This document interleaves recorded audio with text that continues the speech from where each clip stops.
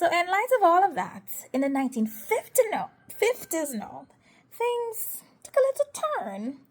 We actually had our first modern political party, which was the PPP, the People's Progressive Party, right? This was established on January 1st, 1950. This was a multi-ethnic political party which comprised of Shetty, Burnham, Janet, and them other men, Bradley Ben, Guyana, them other people, right? So in 1953, elections were held. And I do have to say that it was the formation of the PPP was a case where you had two groups. Burnham had his own group, Chetty had their own group, but they saw, I'm assuming here, but they saw the interests of the Guyanese people as a collective as priority, so they merged and they formed the PPP. So elections was held in 1953. The PPP won.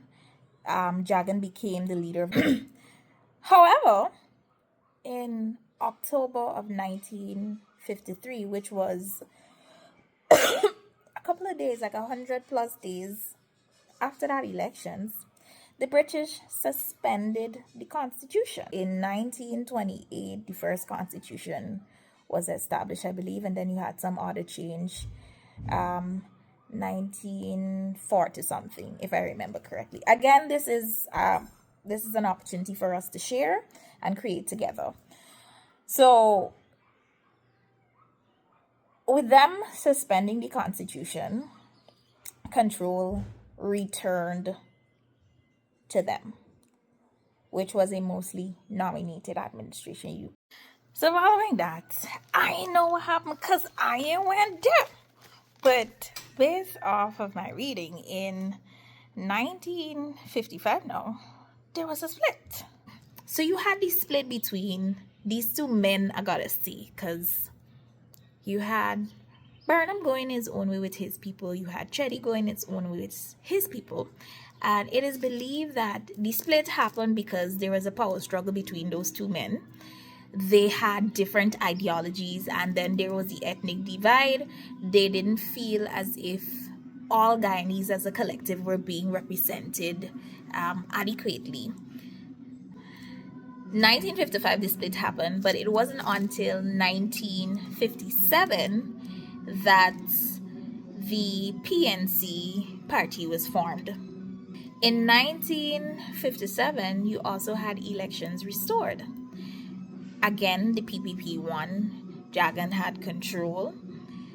Thereafter, you saw the establishment of a third modern political party, the United Force, and that was led by Peter Degar.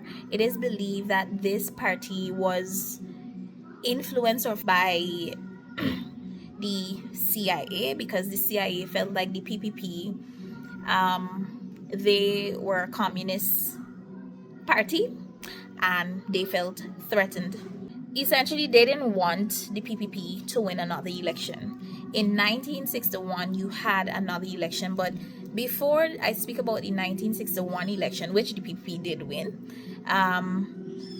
you had in 1960 Burnham making the proposal for a change in the voting system, moving from first past the post to proportional representation, which is the system that we currently use today. So based on the number of votes, that would determine how many seats your party have. Your party has. Seats have. Whatever is the English. So 1961 election was held again, and the PPP won. So we saw that the PPP won elections in 1953, 1957, 1961. So after the 1961 election and the PPP winning, in 1964 there was another election, and there you had a coalition being formed. That would be our first coalition between the PNC and the United Force. So because of the coalition, they were able to win there. In 1968, the PNC won, and it is believed that that election was rigged. From the period 1968 to 1991, the elections within that period, those elections were believed to be rigged. 1992, the PPP regained power, and you know how it's been going since then. You just had the gap in 2015 where you had the APNU another coalition being formed to get thing, and then, well, election coming up this year.